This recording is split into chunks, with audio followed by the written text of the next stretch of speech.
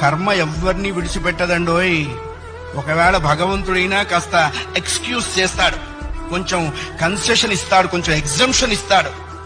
కర్మ చస్తే ఇవ్వరు. 1000 ఆవులు 1000 దూడలు ఉన్నాయి. దూడల కట్లు విప్పాం. ఏ దూడ దాని దగ్గరికెళ్ళి దాని తల్లి దగ్గరికెళ్ళి సరిగ్గా ఆగుతుంది. కర్మ కూడా అంతే. అవశ్యం అనుభోక్తవ్యం కృతం కర్మ శుభాశుభం.